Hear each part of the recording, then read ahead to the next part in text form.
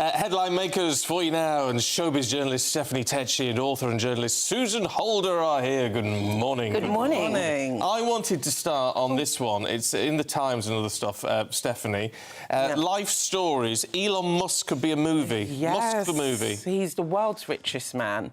I do find Elon a bit of an enigma, though, because it's like, you know, he's always batting off on social media on X, which was formerly known as Twitter, but he actually does have a fascinating life story. He's South African, and he grew up in quite an abusive home with his father, and it's quite interesting how he turned around his life from, you know, starting off in really poor beginnings to now becoming one of the world's richest men. So A24, who is one of the successful entertainment studios, have announced they will be doing a life story on Elon Musk. I'm now thinking, who is going to play Elon? That is going to be the million-dollar question. But also, there's going to be things. He's had so many relationships with high-profile women, such as Amber Heard.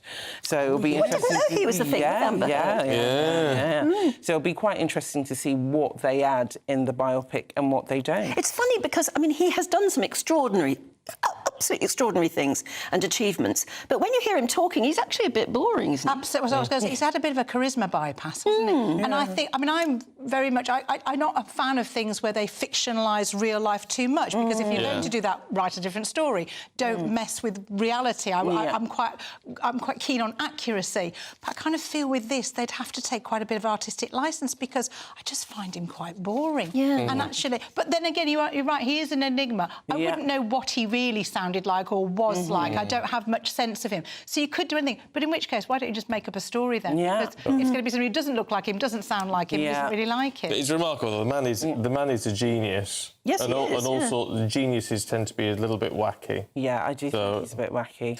Now, Susan...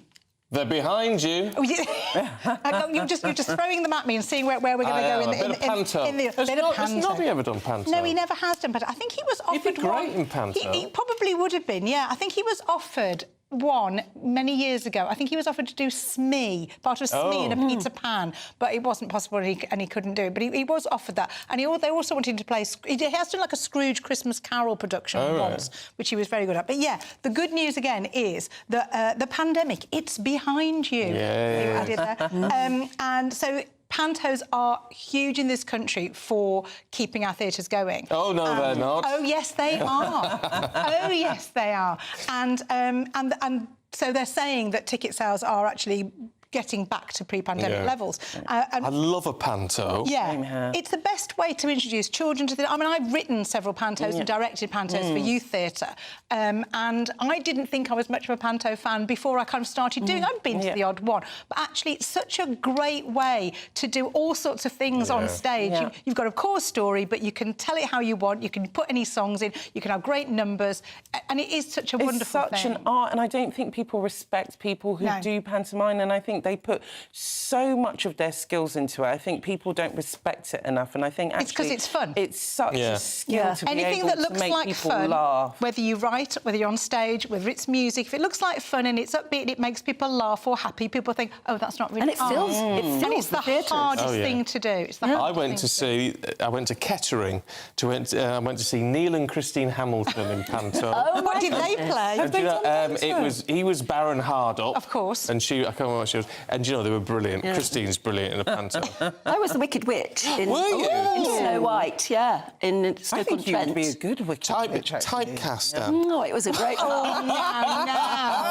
It's a great part, but I so thoroughly respected the dancers. You know, I mean, they worked their socks off. But they filled that theatre, a huge theatre in Stoke-on-Trent, filled it twice a day for, like, 6 weeks. Can't believe it. How was your costumes? Oh, the costumes were wonderful. You know, had all those standy-up collars. And, it was just fab. I remember seeing Priscilla Presley as playing the Wicked Witch in Manchester, and I actually met her afterwards and was talking to her, and she was saying what she couldn't get used to when she first started doing it was people booing, because they don't have it in America. And the whole booing thing... Oh, yes, you have to get the booing. I understand now, the more they boo, the better that I'm doing. And the big star of the one I was in was Sooty. You think, how do you fill an audience? It's enormous. He couldn't have had many lines because he doesn't talk. No, I know, but he sprayed water at people. OK. You were upstaged by a golf. It was... I can't tell you how good it was. We've got a minute left. This is for both of you. It's in the start. Christmas parties. Do you like a Christmas party, Steph? I loved the Christmas party because is that because you get a bit smoochy? Sometimes. But it's the one time of year where you're out of the office and all of your colleagues can really bond. But a new survey's come out and said 83% people would happily swerve the office Christmas party because they think it's too much about awkward conversations. No, I don't like forced fun. I don't like being told when to enjoy myself. And an office party is kind of like, oh, you're now given permission to put on a silly... And also, behaving... badly. Falling off my chair. Behaving kind of inappropriately kind of goes on, and I think it's a dodgy area to get into. So, no, I'm not particularly keen. It's only once a year, though. It's when your bosses are coughing up the cash. But most workers say they would rather have a Christmas bonus than a party. Yes, or a cash. Cash is a gift. But that's not going to happen, is it? No, because I think you just spend it Not here. properly. Also, the amount of money they put in the coffers for a Christmas party, I don't think you get much of a bonus, would you? No, you wouldn't. Five each.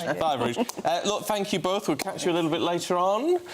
We've got everything you need to know heading your way in just a couple of minutes.